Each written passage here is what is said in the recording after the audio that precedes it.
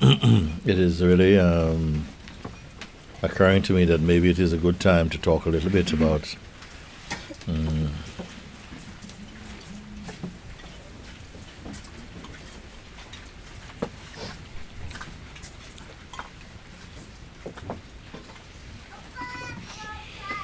what my main intention or purpose of sharing satsang is. And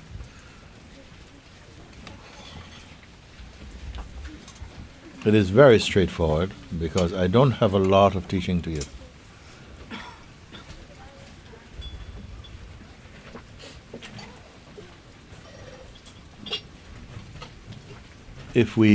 I remember once I gave example, no, that one time I came out of the bath, not just shower, but in a bath tub, and having washed with a flannel and soap and everything, and washed off all of this, and now we pull the plug, and then all the water is draining out. And I was observing, because all the soapy residue and all the muck that comes off the body and so on, it's all in the tub. And everything in the tub is heading to the hole through which everything goes. And I pulled the plug, and for a while I simply found myself observing the whole thing. And I saw that all the material was spread throughout the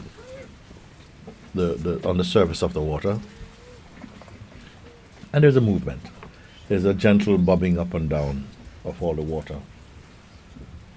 Hundreds of liters of water we use, but it's going like this. And I saw that at the furthest end away from the exit hole, things are bobbing down there. There's very little movement apart from up and down, and slowly everything is slowly moving towards the hole. Everything slowly. I had one of those sinks where the water didn't go. No, it took a little bit, and you see the water, and then a little bit closer, you can definitely sense that there's a bobbing up and down, but there was a movement, and it was going more towards the hole. And closer still, there was definitely a pull. You could see it. Everything is being pulled more. There's really a movement. And as you come right close to the hole, everything enters a swirl. And right there, they're not going anymore like this. They're into a swirl, and they're gone. Everything is gone. So it became a beautiful metaphor of seeing for me that all this water represented the manifest world, or you can say the full expression of seeking for truth or life. And I saw that the beings who were furthest from the hole, all were in the water, all are subject to this magnetism, this pull to go through this hole. And this hole represents the entrance into the self. But the ones seen furthest away would be those whose minds are more involved in life, in the world, have aspirations for worldly things and so on. They're also in the pull, but they don't recognize it yet. They're just more up and down a little bit. And as it moves those closer to the hole, there's a movement. That maybe correspond to people who have begun to have a deeper sense of that life is not merely its surface reading as it is presented through the mind, but that there are deeper layers of consciousness or of awareness of life and so on. They still have a life in the world, and so to speak, and maybe one that they invest a fair amount of energy and belief into it. But there's also a discernment about that life is more than this, and you may say that these are spiritual people, religious people. And as it comes closer, there's definitely a pull. And that pull will be more about the people who are definitely, their life is in response to a kind of spiritual invitation of some sort, either something internal or external, but there's definitely a pull, and there's definitely an awareness about that life is transient at the body-mind level of life, and their attention is more towards awakening to the truth or getting closer to God, or whichever way that our spiritual conditioning or religious conditioning prepares our mind to think in a certain way. But right near to the whole are those who have not got much time to think about worldly thinking so much, some worldly things. They are so caught now in that unavoidable pull, and their lives become dedicated to. But at the same time, there are beings who are like a big X over the whole. So who are they? I wonder who they are. They have somehow their lives are pulled towards this, but at the end there's a strong resistance to not go. Strong fears come. Oh my God, I'm going to disappear, and all that. So all these beings are in satsang. Particularly in my satsangs, there are going to be beings who have got a very distinct sense. Not only, there are people also who are mildly curious, so they feel something, and may at any moment feel such a pull unexpectedly that somehow their life is fully lit up, charged with some deep inspiration and aspiration for spiritual fulfillment or something like that. But all are in the water, all are in the waters of God, the whole water. I'd have to liken the satsangs that are being presented here as for particularly potent for those who have a very clear pull to go home. Go home is not home. This home is not. It's not a house. This home is your heart. This home and heart is the same thing. And this place is not somewhere else. It simply means your truest self. Because throughout life, we are experiencing very different stages of consciousness. When consciousness has adopted the human garment and the persona as its persona, as though that's what it is. So I say that the consciousness somehow have painted a portrait of itself as a person and has invested all, not all, but much of its energy into this belief of personhood. But because it is expressed in a realm of impermanence, so many things are acting upon this notion of self. And so it has to go through all these stages, whereby first it's very deeply or very strongly identified with the body and bodily life. Its aspirations is only for things which are subject to time and change. So the life is not stable. And the stability of a person's life is mostly imagined. And that imagination sustain and provide the necessary impetus, the necessary motivation to continue or to perpetuate that paradigm of life. No? But for those whose minds are so much begin to experience, and not just imagine, but the life that I point to, the space, the beingness, the innerness that I point to, it has become a reality for them. They are not merely tourists there. They don't go there for day excursions. But they are living that,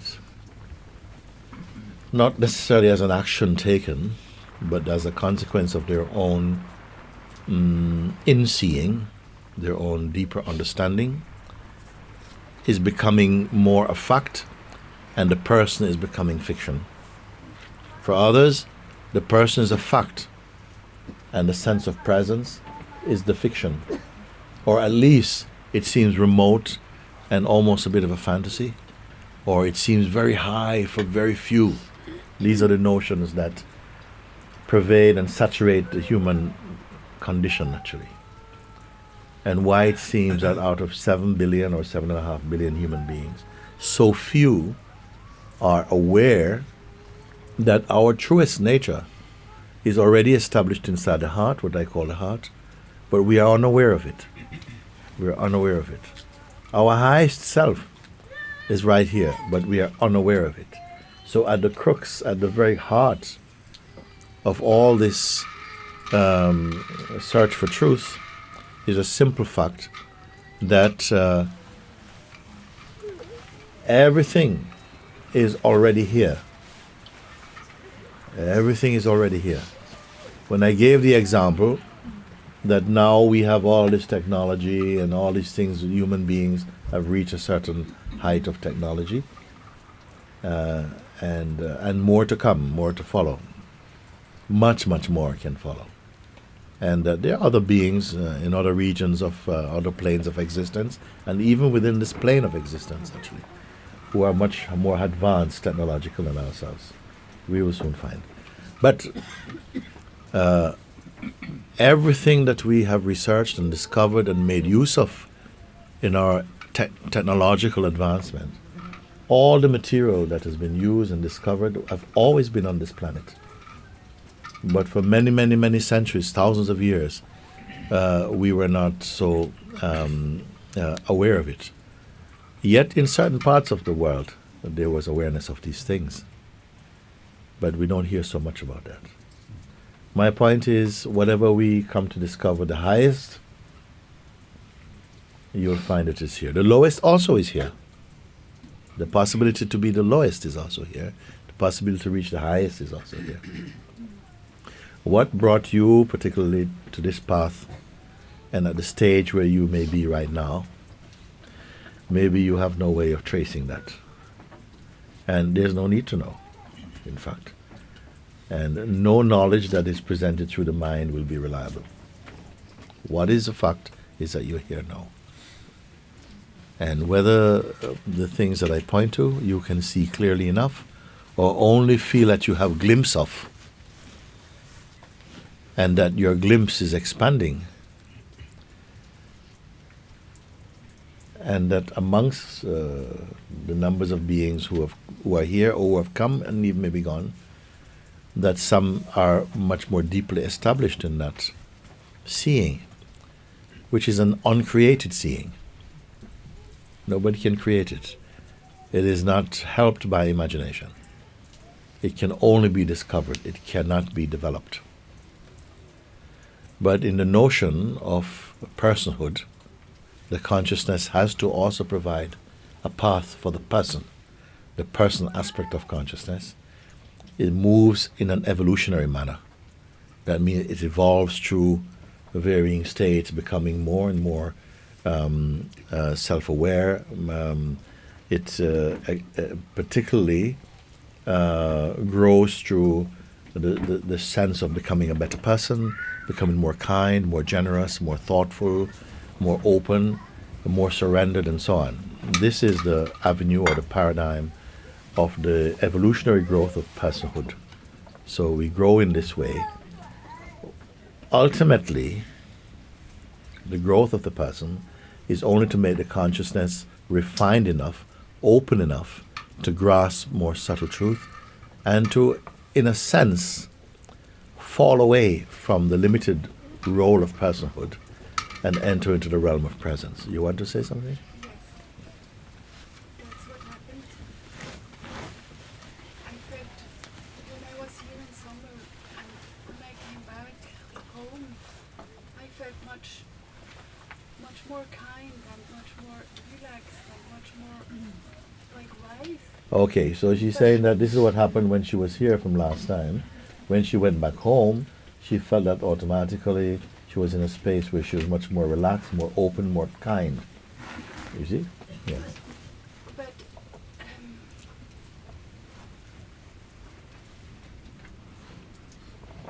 somehow it's still in the realm of good and bad, better and worse, and it's exhausting. It's more relaxed in the moments, which is like better, but it's like cheating. Yes. It feels like it's a better person. Yes. It's not true. Yes. So she says that although she felt that she had raised up in terms of becoming a better person, becoming more open, more relaxed, more kind, and so on, it came with a sort of a bit of a burden, like it was cheating in a sense, because it was still only the growth of a person, which ultimately is an illusory being. This is not taught in the world, in fact. The world cannot bear it. Not yet, because we have been so steeped, so immersed in personhood that we have to evolve through the shape, the paradigm of personhood. And now it's too late to turn back for some people, or to go or to see the other expressions of consciousness, such as this very direct, non-dual seeing. And though it is readily available, the seeing, and so powerful in its impact, that you are not developing something, so you're not at the mercy of time. Instantly you can see. But what will take time, it will take time to be established in that seeing.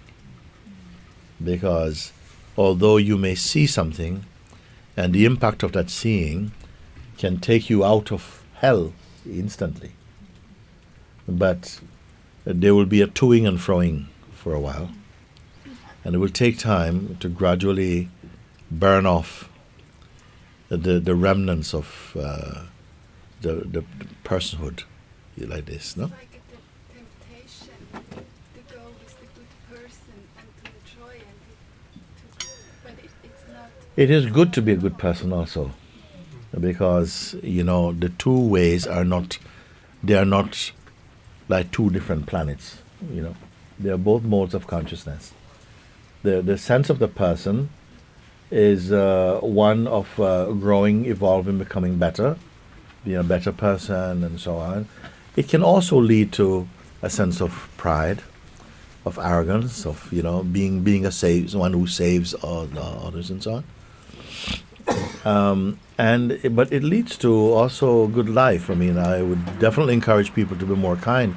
And in fact, as you let's say, because there is a kind of evolving also, even in the non-dual path, of letting go or going beyond the whole paradigm of personhood. Because everyone has this personhood quality, whether you're Buddhist or Hindu or whatever. We still have been immersed in the conditioning that leaves us with the conviction that we are merely a person, that you are this body, and you are the conditioning that the body was subject to for a while, but not just for a while, throughout all our life. Unless you wake up, we are perpetuating the conditioning. You see, like this. So we need not be afraid, because whatever you have grasped through the non-dual pointing, the fruit of that understanding will be expressed in the dynamic expression of the self also. Because if people say, yes, I'm awake, I'm blah, blah, blah, blah, but in a daily life, you have no love for people, you have fear of them, we're very, very mean and full of judgments, it doesn't tally up. So what you realize because in the more inner realm, there's not much to show for it. It's not like you have any certificates or something, or people can see your actions in that way. And yet it has a tremendous impact, because it's in fact have a more deeper and truer impact. Some people may try to fake a kind of sense of holiness or so on, but in one who has really awakened to the truth, it is as though your form even takes on a kind of luminosity even. The people who are spiritually sensitive recognize you, not because they don't recognize religion, they recognize there's an energy, there's a presence that makes them feel very, very peaceful, or that in such a presence, automatically their own spiritual consciousness is raised up without any effort. They find that their troublesome mind comes to rest in certain presence. This is the power, you see. Without doing, things get done and undone. This is the difference, you see. When you have very strong identity as a person, we need tangible result, tangible things. One time in India, one man said he was on a train coming to satsang, and he met another man, and they had a conversation on the train, and one man said to the one coming to satsang, "Where are you off to?" Because he saw him reading this book. He says, "Oh, I'm going to Rishikesh to see one teacher there." "Oh, what sort of teacher?" "A spiritual teacher." Oh, okay. He says, "I am also myself. I'm a Christian," and so on. I said, "Tell me something. Can your master make miracles?" You see. So he was kind of like testing. Can your master do miracles? So the man said, and he was expressing this in satsang last year, I think it was. He said, "But miracles are a small thing. The great miracle is that it transformed someone who was dead in the heart to bring them to life in the truth. That is miraculous." He said, yes, but can he make things happen like this? He said, "You got the wrong picture also. That's fine, you can do this. But the real miracle, you see, is that a human being wakes up from the death of ignorance up to their true nature and is set free by the realization of the self." So we have different ways of measuring. Some people, their aspiration is to do miraculous things, or they believe in these things, and which is fine also. It's an expression of consciousness. So it takes a particular temperament and maturity to begin to feel that the profundity of the call to non-dual understanding. You see, for a while we can also be progressing in the evolutionary realm of becoming a better person, studying more, practicing more, becoming more skilled, more learned, and so on. But it doesn't necessarily mean you're free. Does not necessarily mean that you attain freedom, liberation, like that. You can also grow in pride. As is, followers of the non-dual path also can grow in pride. Their downfall is sometimes thinking that they've understood and that they've got something. But then in their daily expression, they are very clumsy about many things. And it gives it away, because as you awaken to the truth, automatically it blesses every aspect of your expression is blessed by it. And you may be a very clumsy person from the beginning, but something begin to move in a new way, with more order, more grace, or something like that. You see, so there's ways in which life will test out whether your realization is complete or not, especially if you claim you have done it. You see.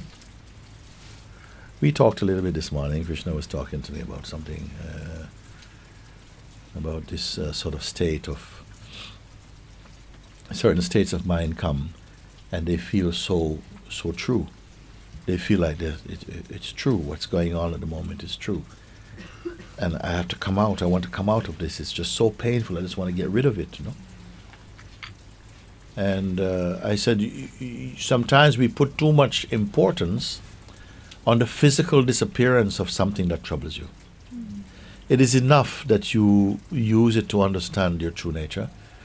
And even if it hangs about for a while, it will not stay then. If you too much want to get rid of it, you're using inquiry like a painkiller, like this. And then as soon as it goes, I feel good. But the one who should go with it is the one who suffers it. Both the thing and the one who suffers it should go. But we keep the sufferer and try to get rid of the suffering. But the sufferer is not the ultimate state. And when we come to this point, when I say the one who says, I've been doing this for so long, I don't think I'm making any progress, or I thought I was doing very well, and I see that I've slipped all the way back, and so on, that is, who speaks with this type of passion.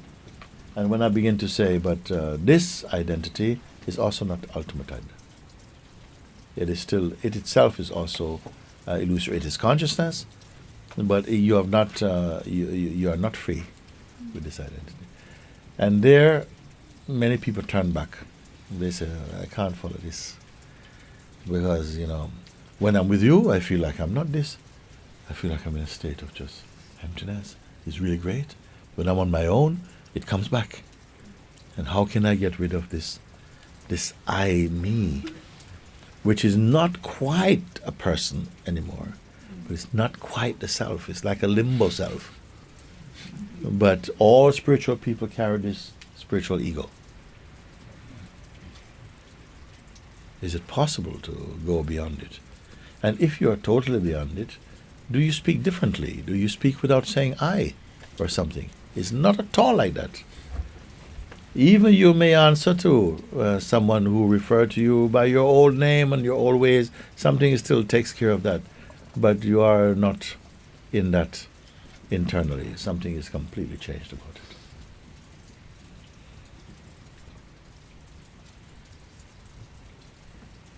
We are still, even here, have not transcended the spell of egoic identity. It is still prevalent, it is still present. Maybe here and there we have a sense that, yes, I'm not this, or we speak and say we are not this, and we even have a conviction we are not that. But still carrying the carcass of the person somehow. And it's not a new way of speaking, it's not a way of speaking, not another vocabulary, not another dictionary. But something changes when the one here is no longer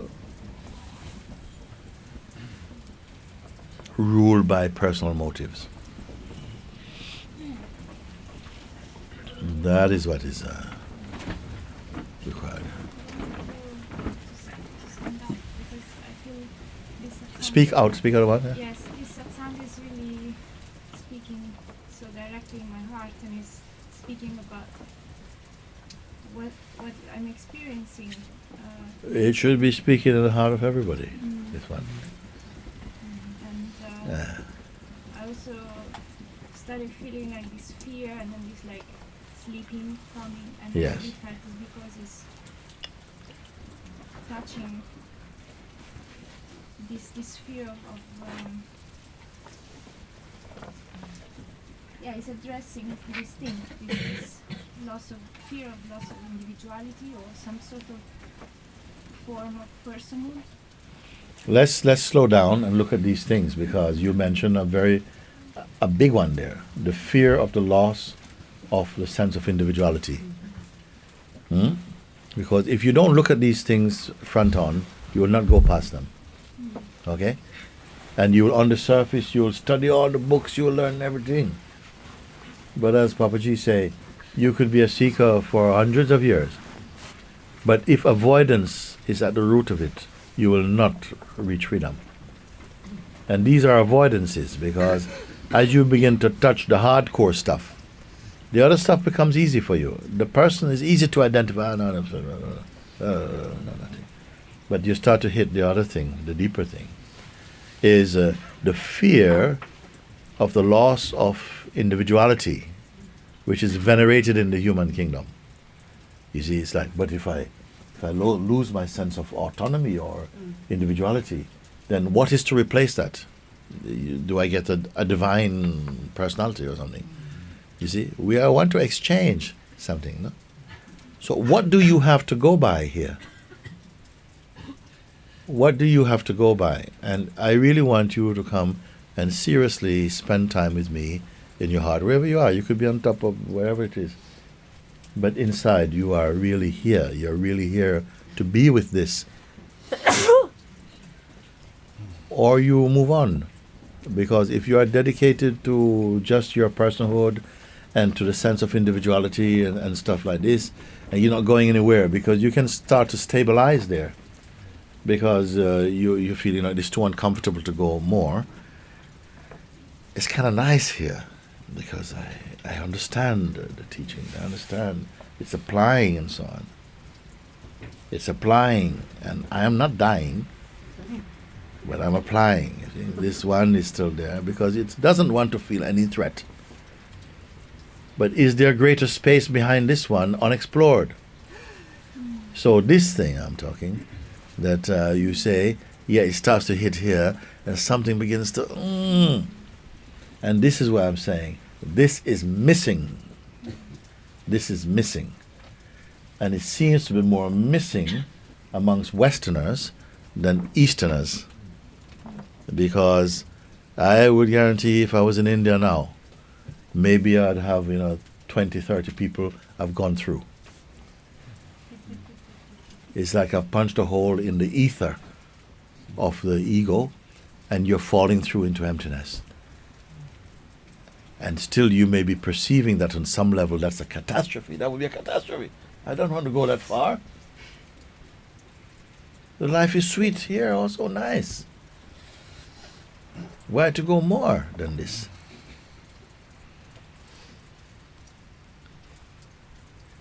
I'm here to go all the way. Then start again every moment with me. Be fresh and move on, move in, move through. Because this thing I'm asking, and I'm sensing something is missing. You're holding back. And I don't want to spend time with you holding back. I am not here for this. I really actually want to speak about You must have had a sense. You must have a sense. Because you will not, because before you reach, the space is already prepared for you. It is already set for you. The table is set for you. But you're underneath it picking up crumbs. This fear you are not willing to be challenged about. And we are waiting to see, if there's another way around it or something. But all this big drama is only that which is created by your mind. Not by the self. None of it is in the self. You are the self. But at the same time I can say, not yet. You are, but not yet. A paradox. It's like you win the lottery, but you have not claimed your money. I don't even say if you will win it. You mentioned, I don't want to shift from this point for a minute. You mentioned the sense of individuality, and that this state of individuality feels like it is something that has to be offered up. Who needs it anyway? You think God's waiting for your individuality? It's not God that needs, not the universe that needs it. It's you who need to give it up. And not even I will tell you something, how lenient, how kind has been your way with me. Because I've not even asked you to give it up. I just say, come deeper in. Not give it up. Leave it right where it is. But something is aware also of the sense of autonomy and individuality, the sense of the loss of it. So be always in the place of the perceiving of this. And you'll find that you're not choking. You see? But something wants to go into, the victim, but it might be a trick, and I'm not ready. I'm not ready, I'm not steady, and I'm definitely not go. So what happened then? Because the choice need not be dramatic, it can be very subtle, but nevertheless it's a choice still. Many times, your choice only needs to be subtle. Nobody needs to hear about it, not even you.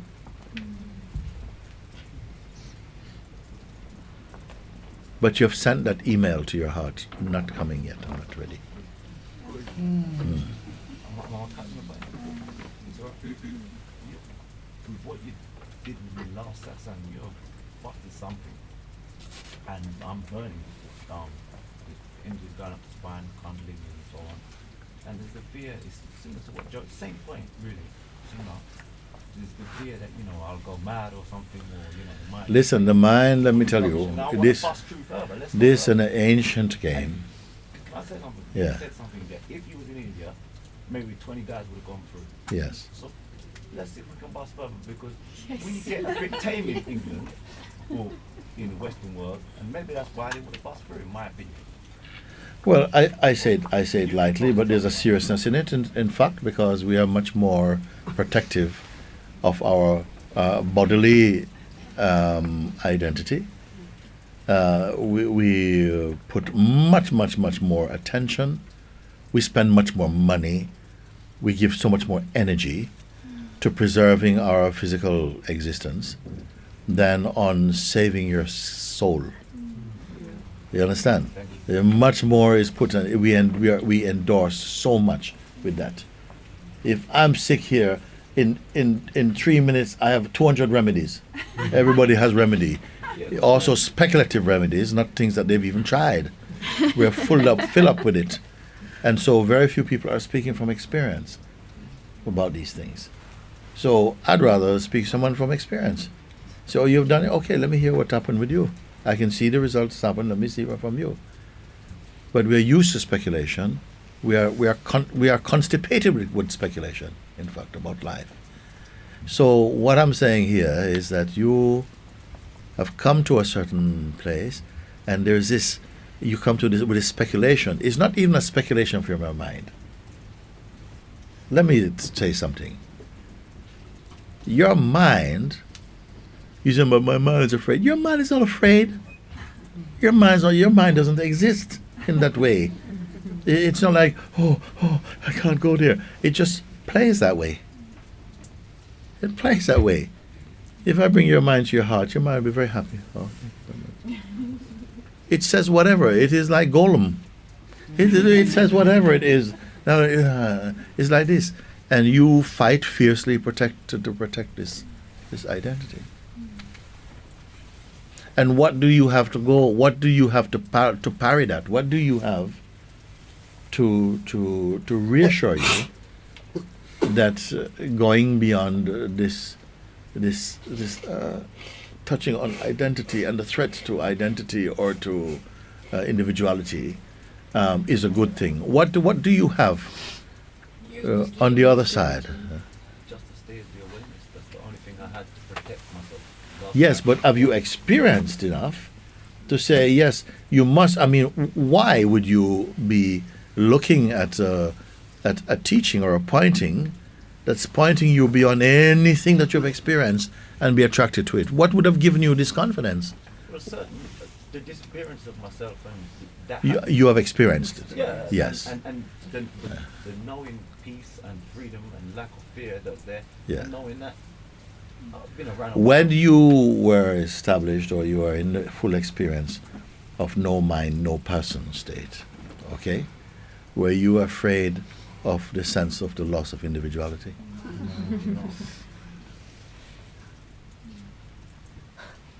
don't know. And were you not there? Yes, you Yeah, are. I felt one time, recently I felt, now I have to say, I touched a place where I wasn't even human, and it was very beautiful, and after that, these fears of madness and things like these came. Yes. After that, why not during that? Because there was no sense of, Because when you say not even human, you are not any species at all, in fact. Consciousness is not a species. You see?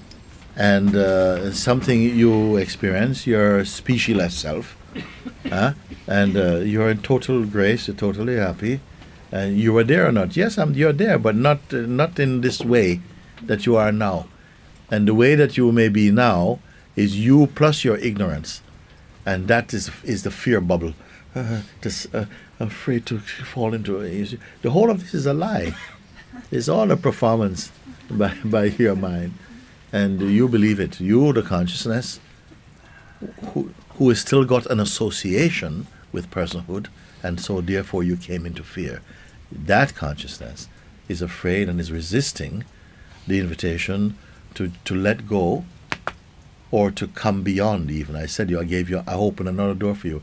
Not let go. You can say, let go. Something feels even terrified to let go, because you're saying let go and hold on to nothing. No, I said not even that. I said just leave it be. And come more here. Look from here. Hold on to nothing. Put nothing in your pockets. And come and just be here. And look. And see if you are deficient. If you are lacking anything. And even this you won't do. Even this you will not do. Why? Because it's easy to slip back into the whole regime. Because it's clothes you wore before. You're used to it. It's good. You can dance in your clothes, I think. You can be something. Is that all that's at play? It doesn't feel easy to go back. Yeah. It doesn't feel easy, because my life wasn't easy for a while. Really not easy, like. Yes. Actually, Not like anyone who is sensible will know that your personal life is not easy. Even if you have enough money, all the money in the world does not give you a contented life, or maybe easy, depending on how people may express easy, meaning that you can get what you want. But that is not a guarantee of happiness. no, man wants to go forward. When you speak like this and you say it's about the Indian guys, it makes me feel ashamed.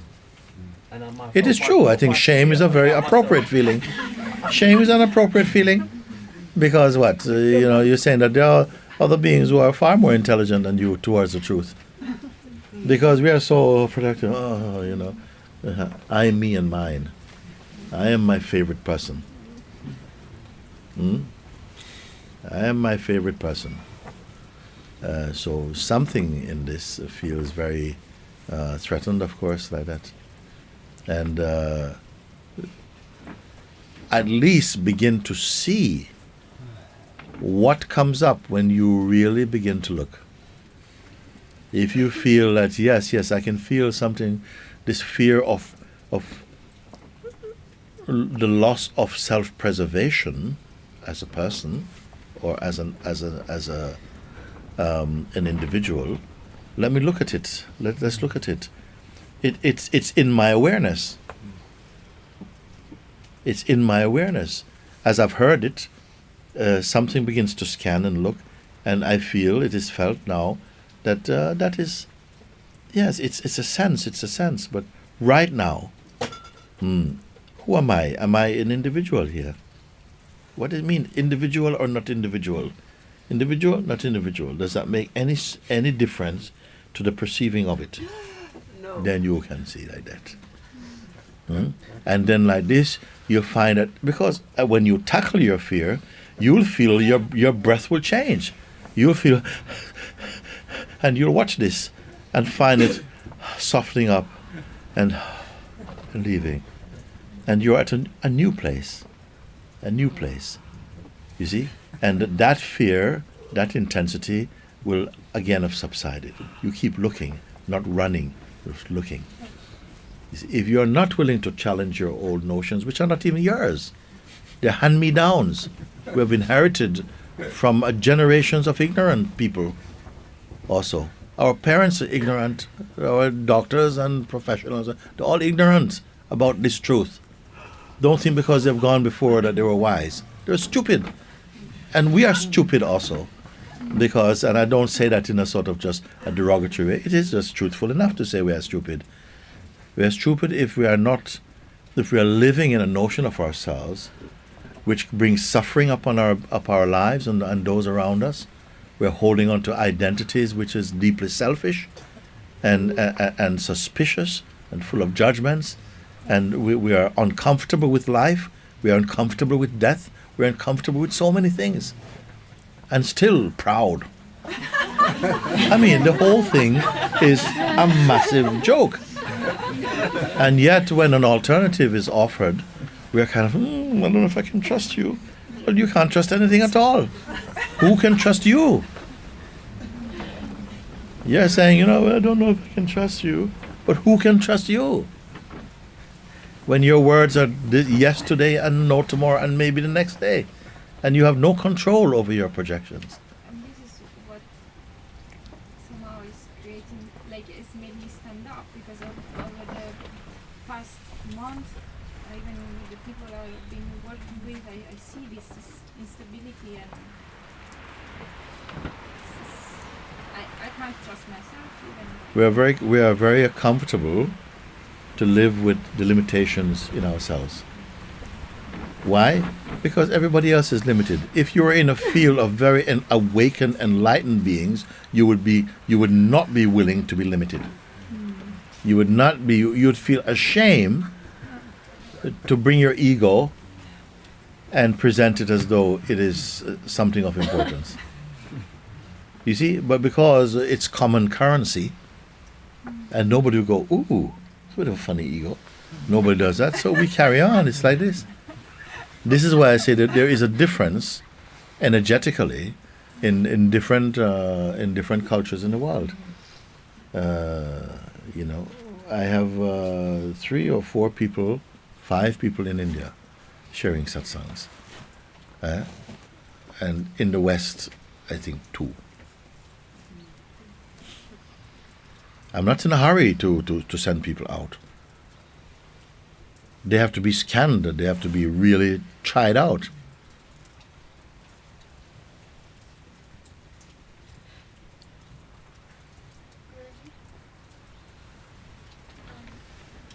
I want to say I also feel so much shame and just desperation when I hear just that the thing you said about India, and then when you'll say among us that we're all here and we're also holding on to a person so much, and I think, wow, all these amazing beings, and I'm just one of them, and then what chance do I have, sort of and this big fear that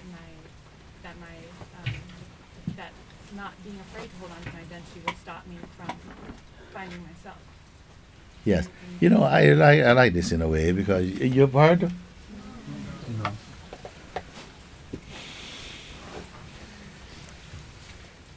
She said she feels a little bit ashamed also that to hear me say these things about India and about the West and so on, and to feel like we're here, we're in these satsangs almost daily. We're looking, and I'm not holding back much from you. I don't come to. Some days you're not receptive enough to go further.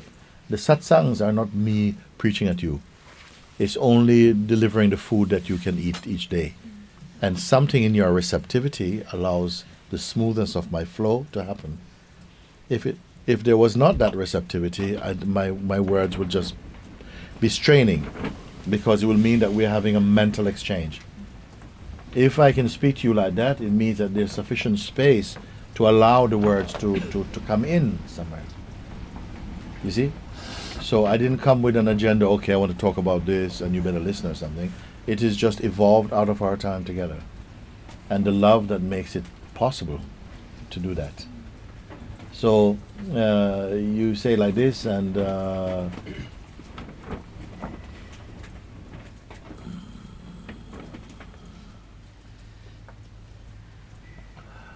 you feel like you're amongst all these amazing beings, and maybe you are one who is not waking up. If you want to be amazing beings, you have to drop the whole lot.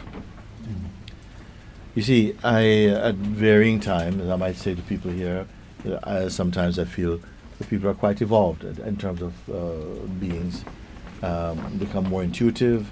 We have people who are calling in sometimes in Montesaja, and they need help, like SOS, and I cannot take all these calls. So I started electing people to say, you take these calls. And so people are being called and are on the phone talking with people who are suicidal and who have, sort of like they're falling apart, and can somehow bring a higher level of consciousness to them and to speak. And I'm very happy for that. But I have to compare you with my goal, not yours. And it means that, you know, if there are areas which are being preserved because you feel like, you know, I'm doing really well, well, of course you have to be doing well. If you are here, you have something has to be changing, something has to be growing. But I look for what's not growing. I look for where there's still pockets of, you know, resistance, and say, you know, I can see why, you know, there is still this drain in you, this hemorrhaging of energy, because you are still investing that energy in something that's wrong, and it's eating up your energy. In fact, it's not that you're benefiting from it. You're not benefiting from your personal holdouts. We can see that you look tired and you know, like this. So many indications, and the invitation is don't stop here, don't go to sleep here. You see. At the same time, I don't want anyone to go the other way, which is to start feeling over guilty. Just be guilty enough to make it work for you. Okay? Don't be so, no, I'm no good, I'm no good. No, but be ashamed enough to say, you know what? I do waste my time actually a bit. And, you know, it's not that every day you have to be study. It's not that type of study.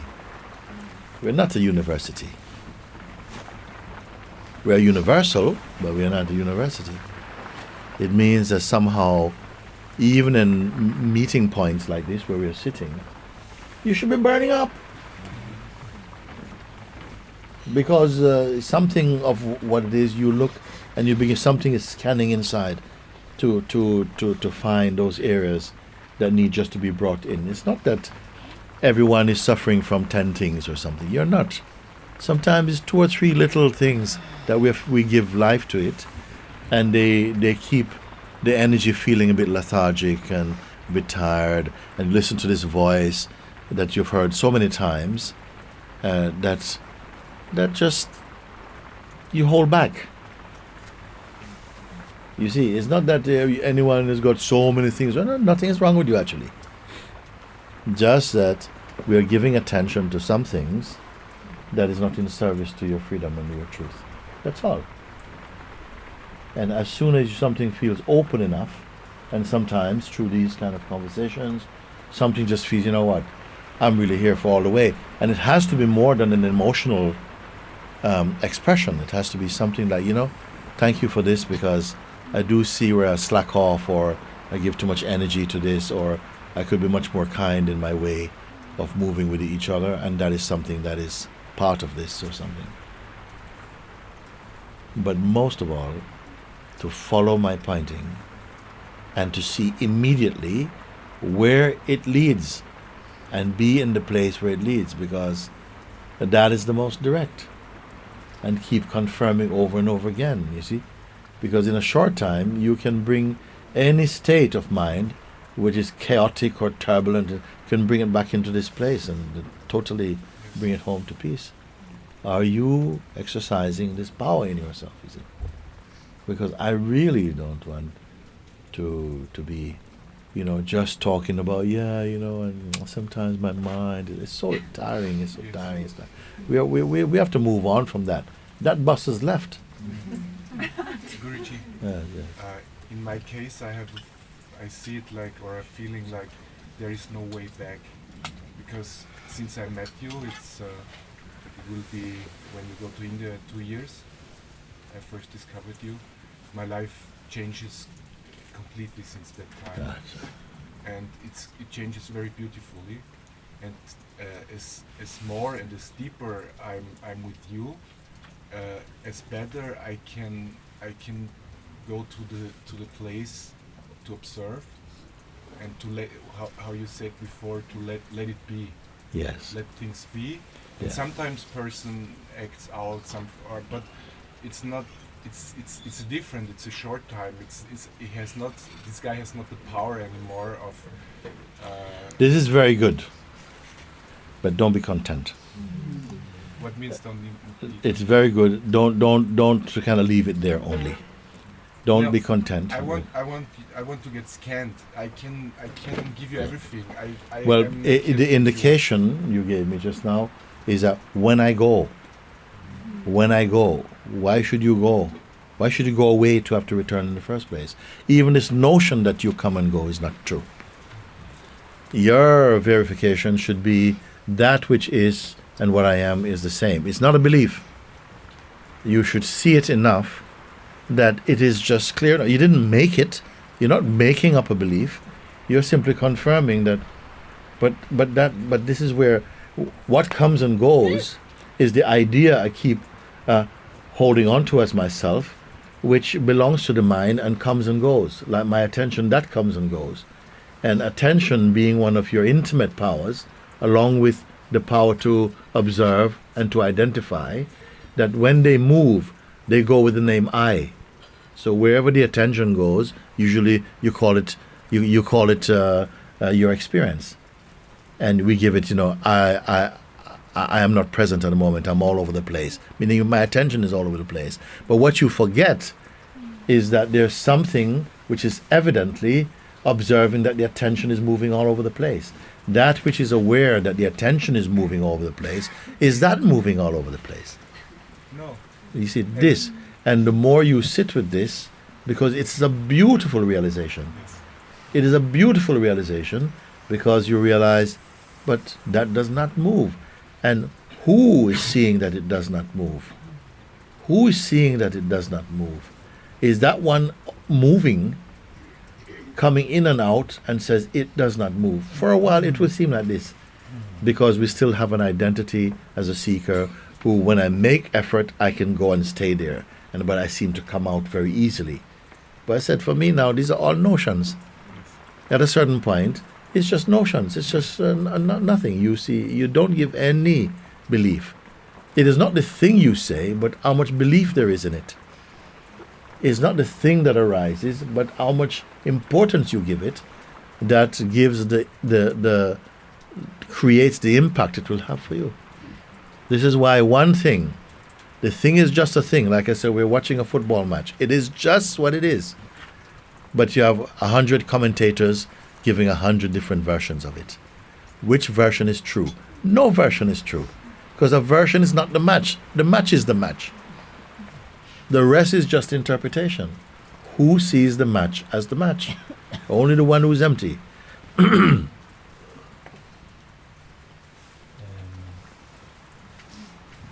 I wanted to come back to your pointing, because it's, for me it's very strong.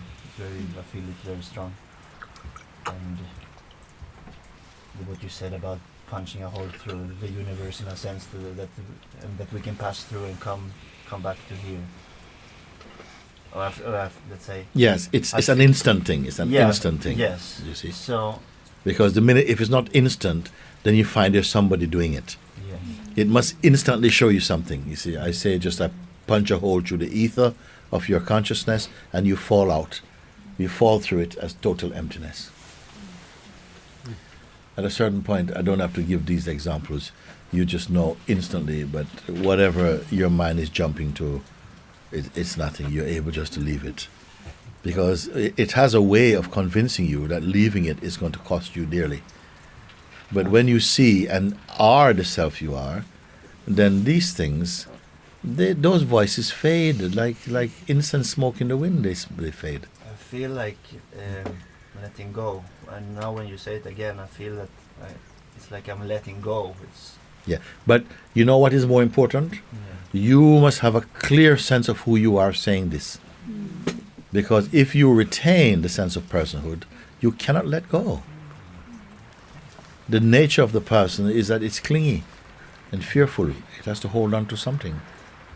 So when you say, I'm letting it go, all you need to know is that if you are awareness, you don't have to let anything go. You don't possess anything to let things go. So the whole idea of letting something go, you need somehow to be associating with the consciousness and the sense of some kind of entity that lets go and holds on to something. But this, I have to keep I don't get tired of saying this. I don't get tired of saying this because it is always, it's pregnant with God force. Because, you know, for so long we're immersed into ignorance. So if I have your attention, I'm not going to get tired of telling you this. That's not to say you should take me for granted in telling you this, but as long as there is in you the urge, the drive, the motivation to be free, then my words, or the words I speak with you, they will become spirit inside you. You see? And as I said a day or so ago, when you really hear and accept my words in your heart, they will get rid of the words in your head. Isn't it? When you hear the words I'm speaking, what they're pointing to inside your heart, they will burn the words in your head. Because the mind is thinking many things, yeah, but what if and so on. But it's doing it with your scholarship, because you are somehow still believing that your mind is so valuable in this region. The mind is fine for practical life.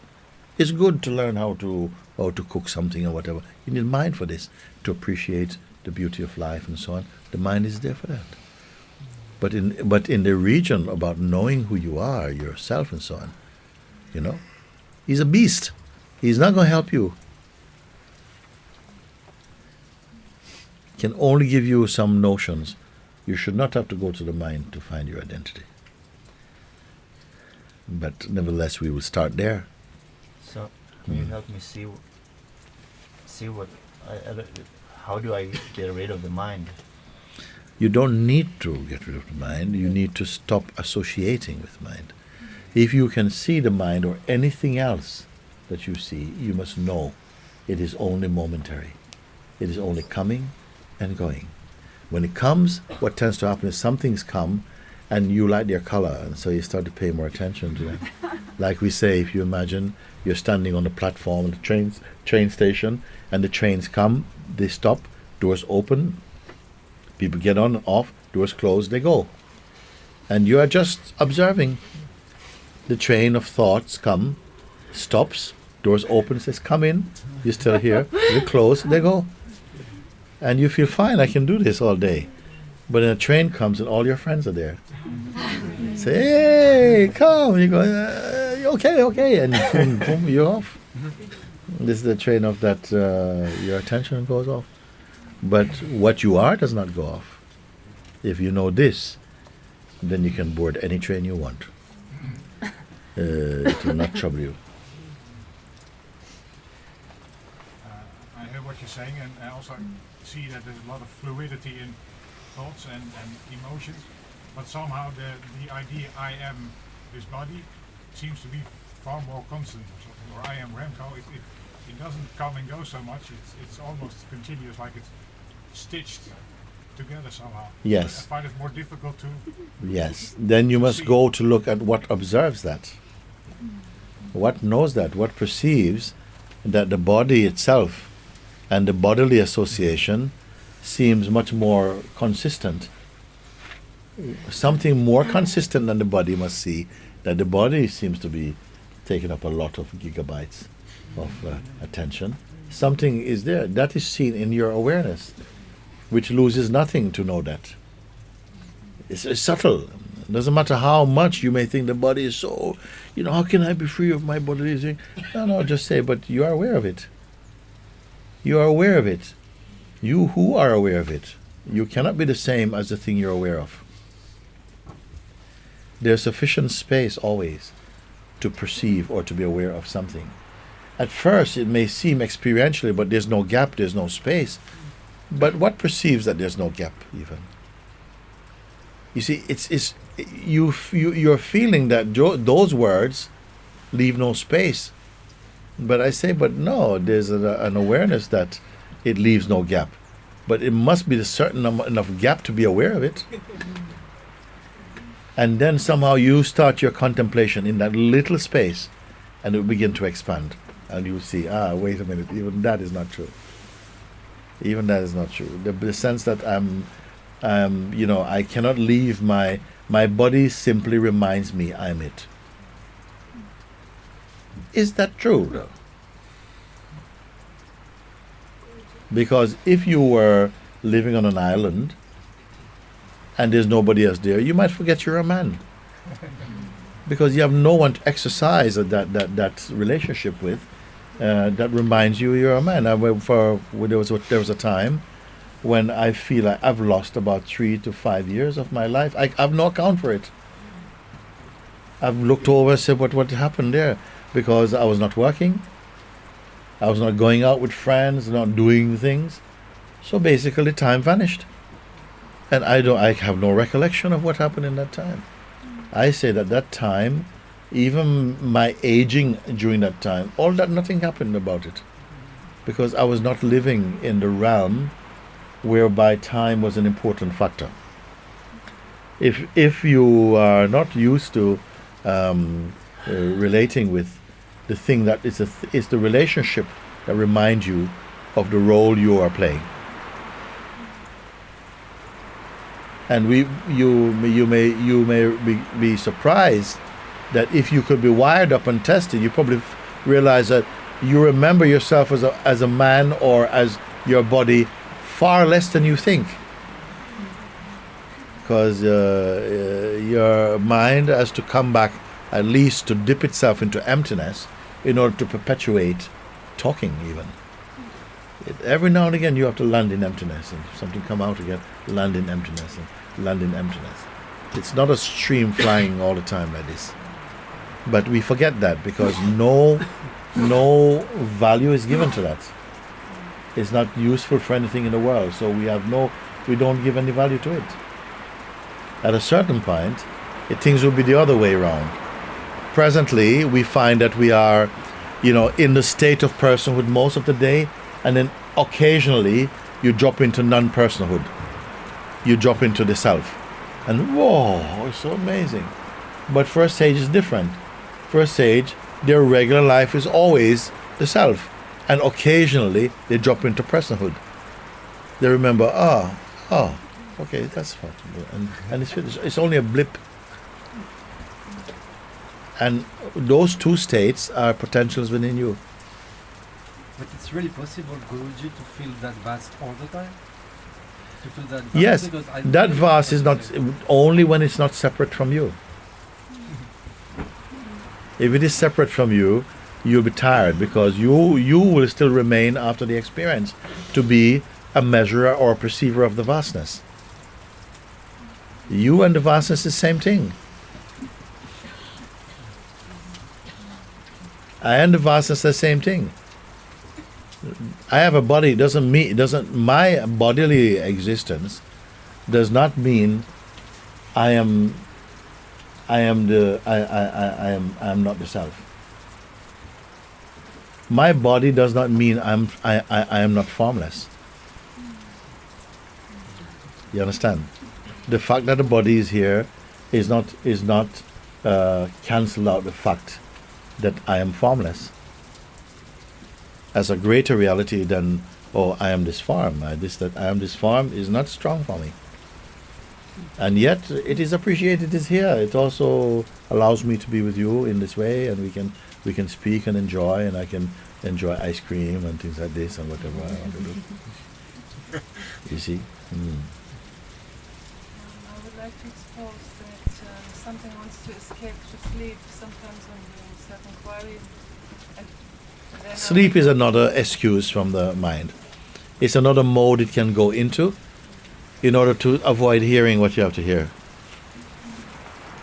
Many times when we do also, sometimes we will do some guided meditation. Within 1 minute, within half a minute, I say just sit quietly, close your eyes. Some people, boom. You see them even. They're like in some... I said, what is that? Much more dynamic than when they're sleeping. They're into... What is that? It's nothing. It's just the mind is assuming something just to switch off, basically. Don't listen to him. Don't listen to him.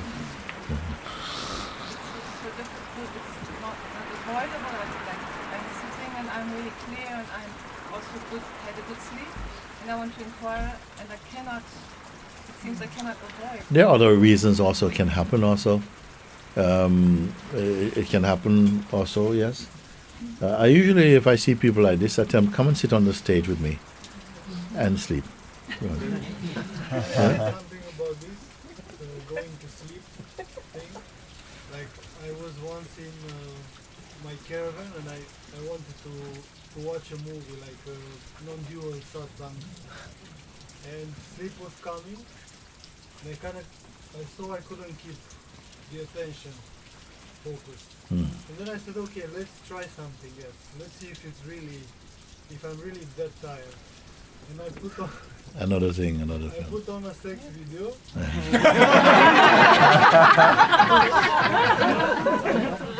Suddenly, full interest.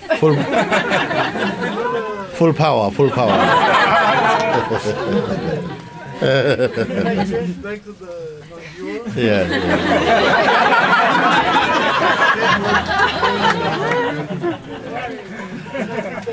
For a while, I changed back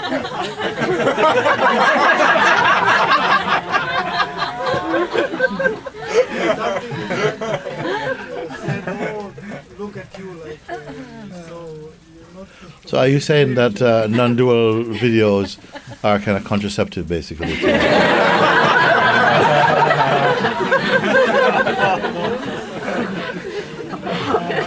After a while, I stopped it, and You stopped what? I was a bit.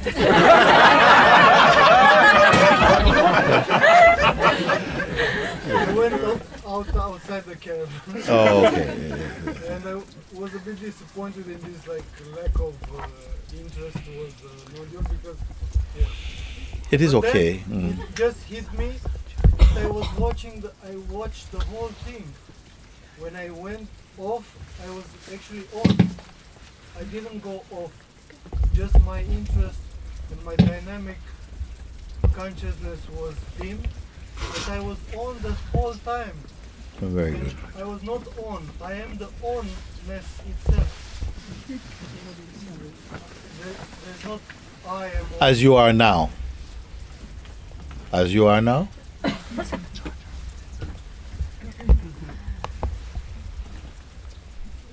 Yes.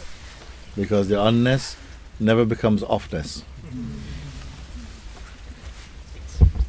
So, in a report of, a time, maybe used as an illustration, it is fine. But if it is, deeply to be reminded of a moment of no mind, then this is why I ask you: is it like this also now? Your question when you say, is it possible to really be, to kind of like to be in contact or one with the vastness all the time, not by effort, not by exercise. You simply come into that realization, that recognition, that is the ultimate truth. You are that. It's not a belief. I feel it's difficult to still believe that I am that. I still have a part. We believe still have this person also, and it's a kind because that with the meditation I can sit and I just go there, and then I come back, and then always I feel this. Again I'm with, and I learned so much to do it like this that I realized that even I carried a lot of pride about, and I feel always superior with other people because I can do that, and I made it as a muppet, as a little skill I have over other people, and now with your presence I realize that it's not a joke, it's actually something which is present in me, and I can have all the time. It's not even I can have all the time, but I have to learn that I am that. It's not just a little trick I'm doing when I sit, but it's who I am. And it's so profound, and I don't know what to say more. Yes, because you're from there. Whatever arises as life is met completely spontaneously. You are not afraid to move in life. Because you don't have to prepare anything at all, any more than life has to prepare for something. Out of its own power, it means it's fresh. It is fresh. It comes completely spontaneously, intuitively, automatically, like this. To the extent that if you ever start to try and prepare for something, you start to feel clumsy. because that preparedness is coming from your person. The person is afraid they may not get it right. The self has no such concerns at all. It meets everything in this openness like that. I want to thank you for what you said about trains, because it really touched me, and it's like that. It's so clear to me in a sense that it's the outcome of. It's not a doing; it's a non-doing. I don't have to do anything to not get on the train. Yes. Even though my friends are there waiting. Yeah. So the pull, as it creates its own activity, the pull because some association, it wakes up, it brings an arousal inside because the mind has certain things that it is trained to get excited about. So the minute it sees the friends, it's like, so all the things that they represent fun, they represent love, they represent, sort of like acceptance, they represent, sort of like, being in the right place and so on. And it starts to produce all these juices immediately, you see. And so that creates the resistance to try and stop that may feel weaker. You might just say, no, I go with that. But as you stay and you keep observing, you see that all these things, it's not that the friends have that power, it's that your mind has created that association, and it is from your mind that has created the attraction for that. What was your mind to it? You see? Yeah. I wanted to say that, like, in my experience, my person became so extremely clumsy over the last few days. Yeah. I felt so ridiculous in every word I said, in every movement I made. Like, oh my God, where can I go? And then this morning I felt like I have to keep quiet in every way now, because it's too much clumsiness. And then I felt like the train passed. So You see, this is what I told you, because we met, no? And I asked her, how are you doing? I feel like, she said to me actually, she said, I've been here for 2 months now. I didn't know you 2 months. I'm here for 2 months now, and I don't think I'm growing. Nothing's changing for me. No?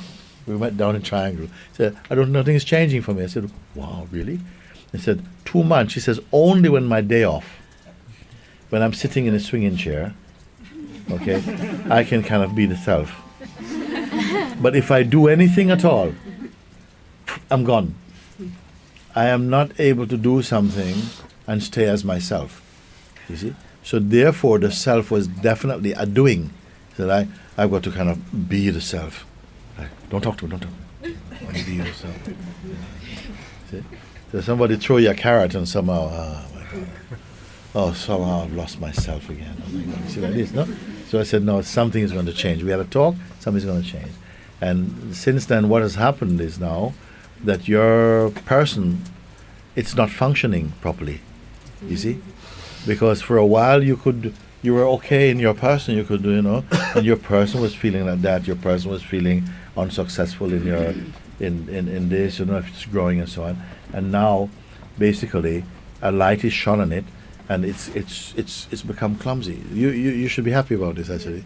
It's just clumsy. You just say, oh my God, it's so clumsy. And some people just start to realize everything I say is a lie. and stupid. Everything I do is stupid. Everything. I said, okay, just relax. Don't get personal about it. Don't take. Don't identify so much. But you're seeing something. And that seeing is going to create something very powerful in you, because you are not going to be able to stand your person anymore. And when you're not able to stand your person, then a countdown has begun for it. And something had to change. Something has to. When you can tolerate your person, then somehow it's there and you identify with it. But now somehow you start to see him. You see, because you're awakening behind the facade of the person, in the self zone, an awakening is taking place now. And now the juice, the energy that was required to keep the person going is not going there. It's staying in the self. It's being conserved in the self. So the person has become floppy. You see? It's kind of like, and you're aware of him. You see? You're aware. This is so good. Uh-huh.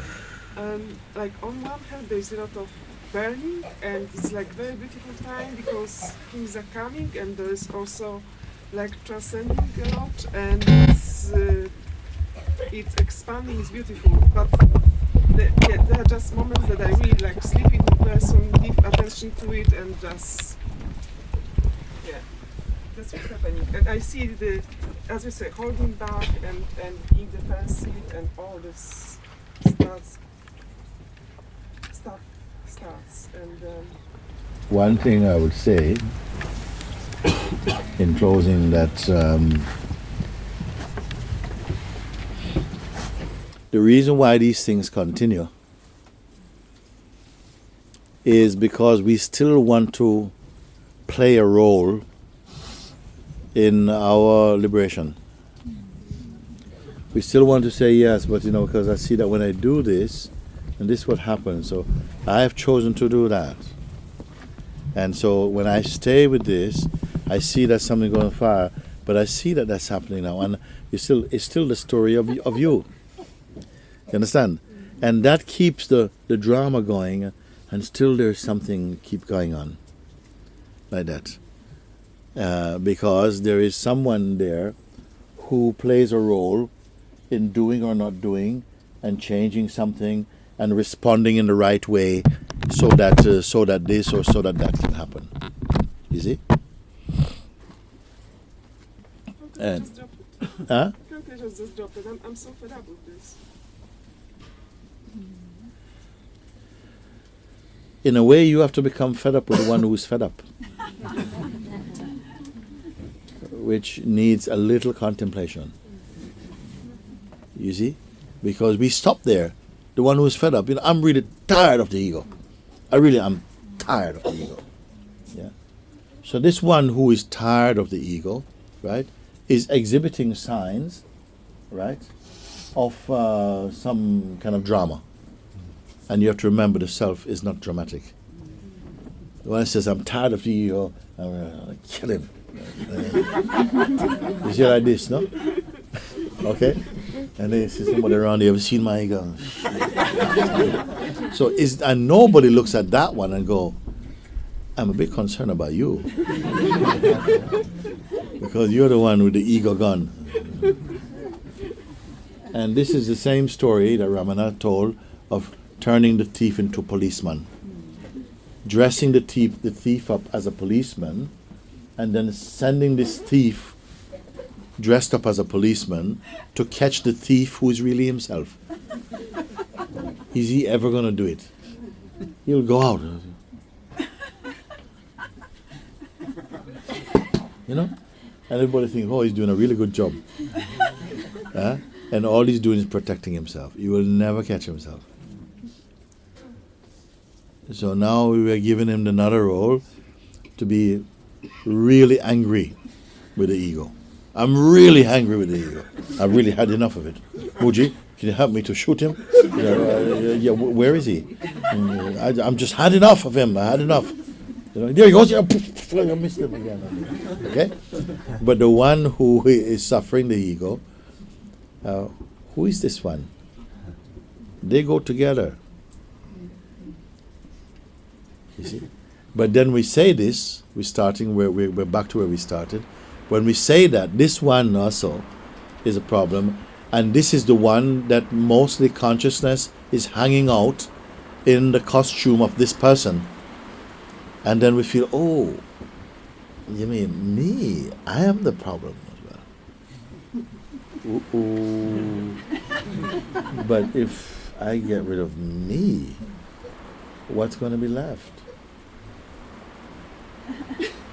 So I said, listen, don't get rid of you, but just be aware of that state that you're speaking from, and be in the state, in the place which allows you to perceive that. So you don't have to, because anything like killing the ego, getting rid of yourself and this kind of stuff, it frightens you, because you are the self, but still mixed with some amount of identity in order to have the experience of transcending something. Ultimately, it is your own idea of yourself that will drop away. Is this thing recording okay? Because I want you guys to listen to these things over. Listen to them. We can put it on anytime you want. And say listen over and over again to them until it really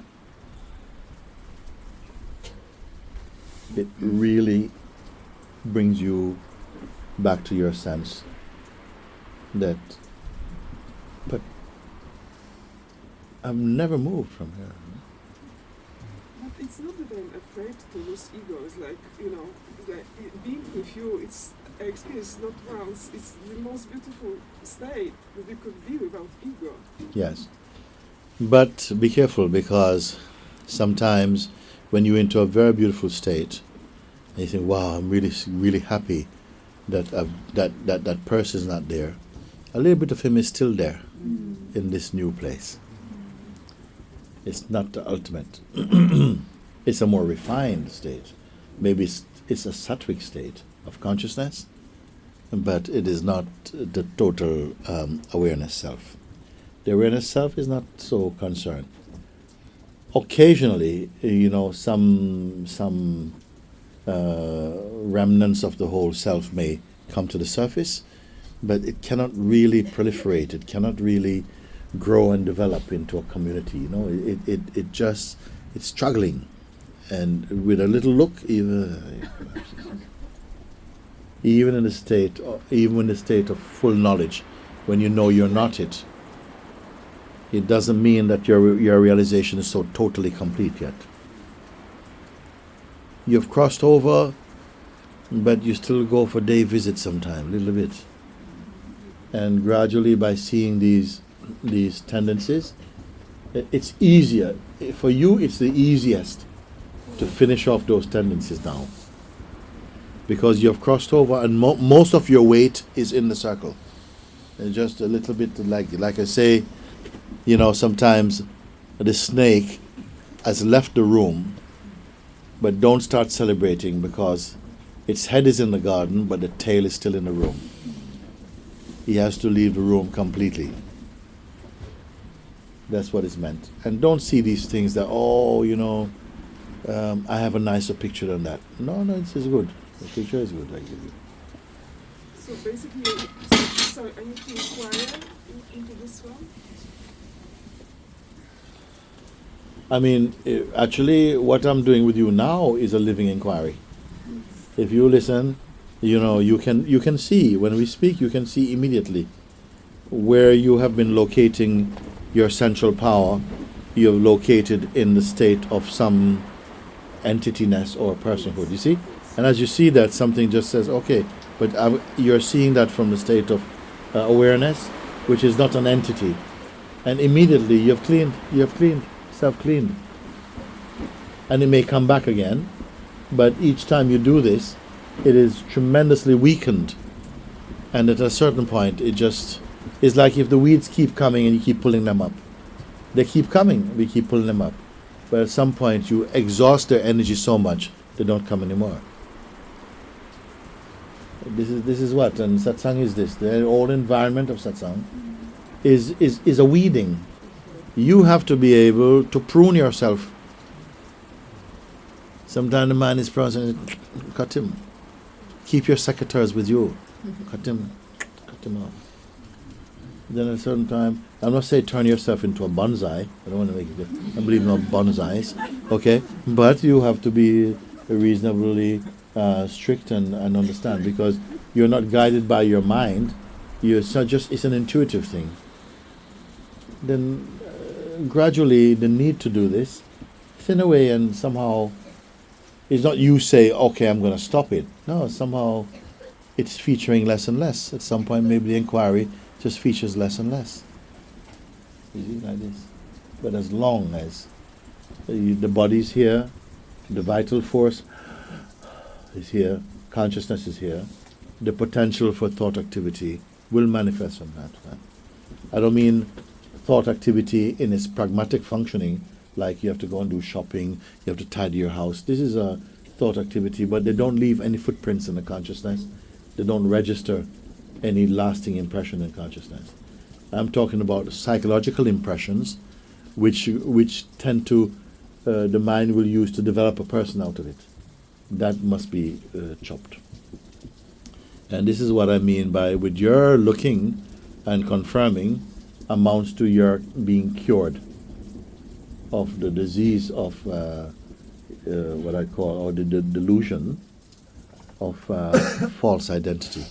Because that's the only agent that's creating these negative responses in you and creating all this selfishness, arrogance, aggressiveness, and so on.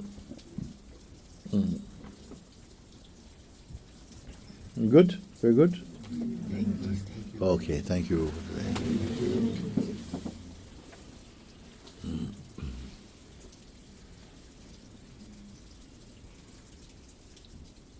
Can I say something more? Just one thing before you say this. So just to recap, in the dynamic life, sometimes the people who are, students of non-dual pointing tend to be very dismissive of the dynamic life, the life of relativity, and so on. You don't need to be dismissive of that, because there cannot be experience without duality. In fact, it's not a mistake. It's very much a part of the totality, the part of its functioning, of its manifestation. Don't make the mistake of it's nothing else. No, you only know that it is momentary, that it is impermanent. It's divine impermanence, and enjoy it, because it is also a very powerful field. It's true, and it is invigorated and sustained by consciousness that wants to display this. It wants the flowers to rise up and to live for a few days and to die and to rejuvenate and so on, all of these things in their own time, to keep this dynamic expression of consciousness, to learn something also, because it will also bring wisdom into the mind to make it ready for non-dual understanding. You see, so you can enjoy, but and work also to clean that space, but don't give too much dedication to that. Most important is keep on affirming your true place as the witness of both the dual and the non-dual. That is there, because that is a fact that is always present, a capacity that is always with you. It is your unchanging, and it is foolish to spend time into the region of the ever-changeful and not know the unchanging. It is our greatness, our power is in recognizing and being one with the unchanging. Then you may move in the field of the changing with greater beauty, in fact, because you don't want to manipulate which is by nature is in perfect harmony. The changeful is also in harmony. It is also following its own laws, and also an aspect of our manifestation in the body is also dual. This body is a time body. The mind is a time mind, but your inmost being is timeless. We must know that beyond just mere superficial or intellectual study or conviction. You see, it just becomes clear, and you may understand some things in a flash, but it may take time for it to really get assimilated into the consciousness where it is so totally one, where the knowing and the being are one. That may take time to do. So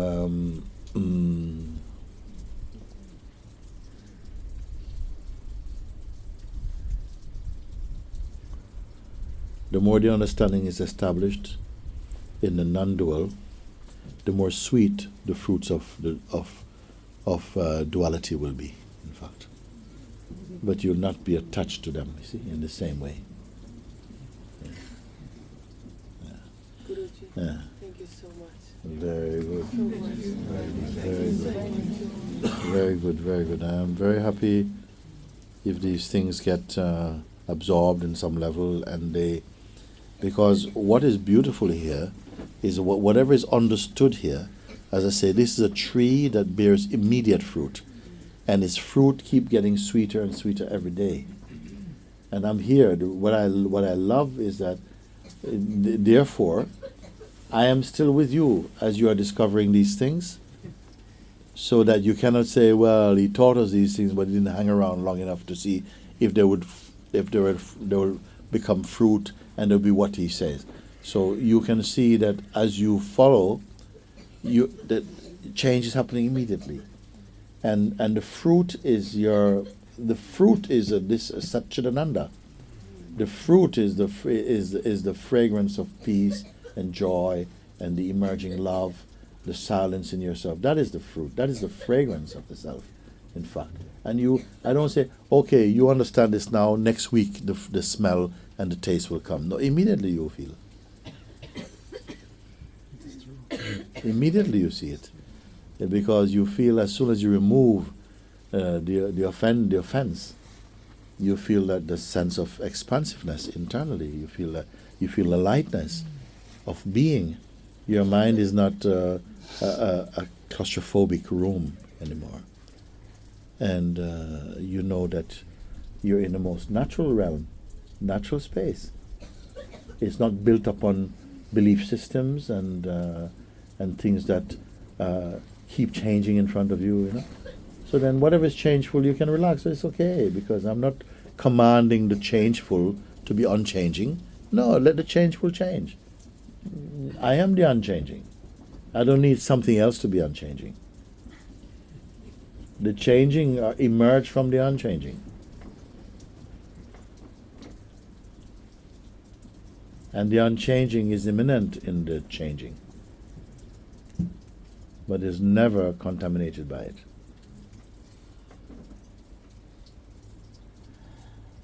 Therefore, you don't have to go to bed with a heavy head, clogged with so much thinking that, you know. And even if there was thinking, even if suppose there was a movement where there's a lot of thoughts in your mind, do you know you can still be totally at peace? If you don't get involved in them, you know, somehow it's just the activity, something is behaving like that. Muji, some months ago you said that I don't remember my question in that time, but that I try to don't pay attention, but I don't pay attention from the person. Yes. And now I don't know if I like this word when you say if I marinate in my personhood or Not in personhood. Not in personhood. yeah, I don't Yes. I don't know where I am. Yeah, This is- You know you are, though. You cannot deny. I know what- You know that you are. You know you exist, isn't it? So that's the most important. Where is secondary. You know that you exist. And from that existence you can perceive every other thing. And you're aware of your sense of personhood, of your identity as a person, and how restrictive it may seem sometimes or whatever. You are aware of that. You see? So sometimes you would have to recreate the context in which an advice is given, you see, to see that, you know, it is not just a question and answer. Sometimes I'm not just answering a question, I'm answering the state of the questioner. So it's not necessarily that, oh, so that is the answer to that question. Sometimes it is just what is perceived in you, and say, follow this bit for a bit. So, and then if you don't understand at that moment, you say, I'm sorry, but I don't get it. And I don't mind repeating.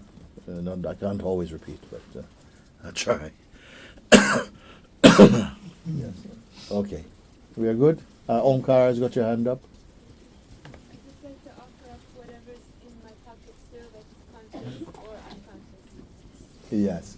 She said she wants to offer up what is in her pocket, consciously or unconsciously, whatever is in the pocket being kept, you know, in that way. Because sometimes we absorb impressions that we're not conscious of them. So I like that she says both what is conscious and unconscious, like there. And also the Yes. pocket. And also the pocket. Huh? It's all Yeah. yours, Guruji. Yes, yes. You just yes. It is good. It's good. Yes. And the offerer as well.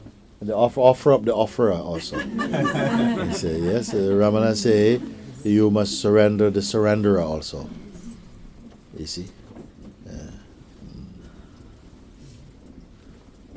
Just, I see this, the only thing that steals a bit some energy is this knower and this kind of, like, the one who got it and the one who kind of, there's this certain pride there and it kind of wants to rise up in something. Then you say the only thing that remains that perhaps could be a cause for concern is the sense of the knower and the sense of the one who's got it. And that gives rise to a little sense of a bit of pride sometimes. So obviously it's the pride that is giving some trouble. So what is the best cure for it is drop the whole idea of the one who's got it. Don't get it, because if you think you've got it, you remain as somebody who has got it, and that's what's causing the trouble. You see, these subtle things, they have a way of just subtly creeping in, and next thing you know, you may have the feeling, yeah, I think I got it. I really know this. I really understand, and you don't see that the claim necessitates being an entity who has got something.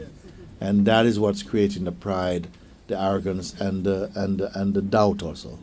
So give up this idea of being of getting it, because you are aware of the sense of getting it, of being somebody who has got it. Because otherwise, there would not be pride. Is it? When I try to, whatever trying to convince, especially you, because you are my first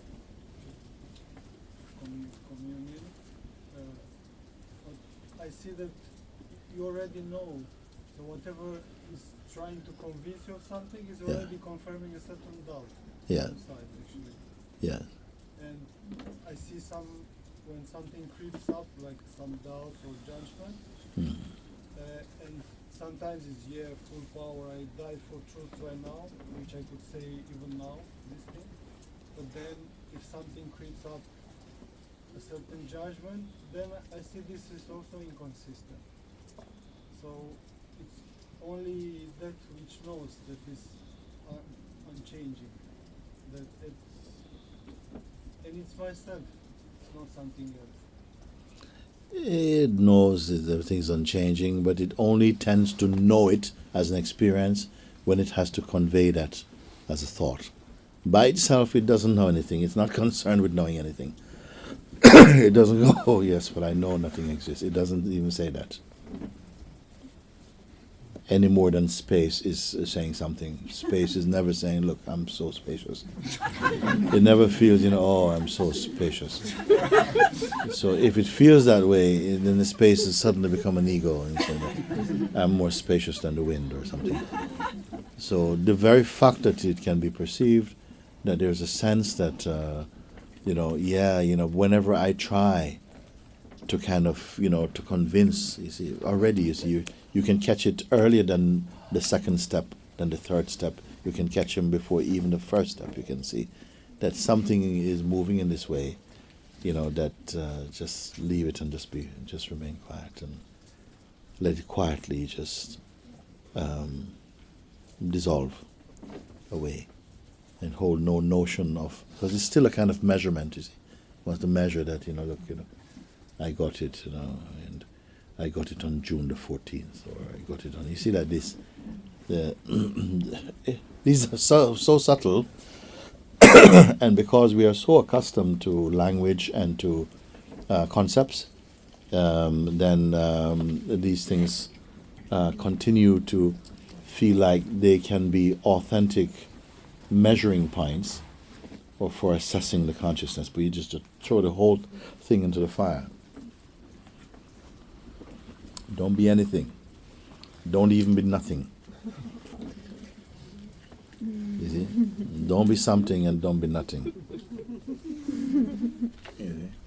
That is the best. Thank you very much I really feel like every time we sit with you, really guiding us to just, I don't know, there's no descriptions. Thank you so much. Even when you're not sitting with us, you're guiding Mhm. Even when you're not sitting with us, you're guiding us. This is true. Yes. In fact, Sorry?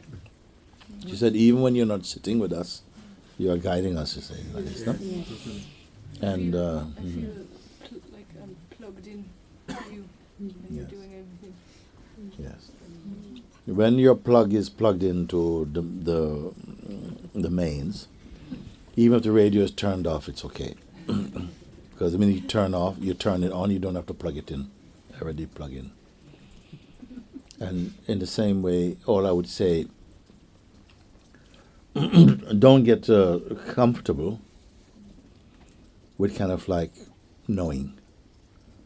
It has to be completed, knowing and being, I would say. Sometimes we can be comfortable with knowing. You think you're knowing. Like some people, we read a lot, and it feels like the fact that they read it means they know it.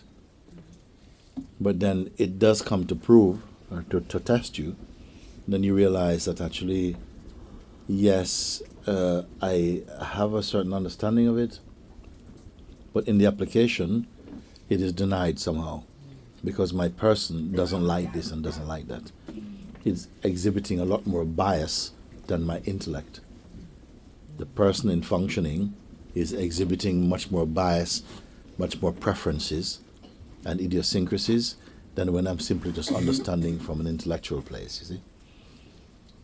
So just keep on having the attitude of just being total, and you find that it becomes easier and joyful to keep giving up yourself. Because the more you give up yourself, the more you become yourself in some funny way. Okay, thank you everybody. Thank you.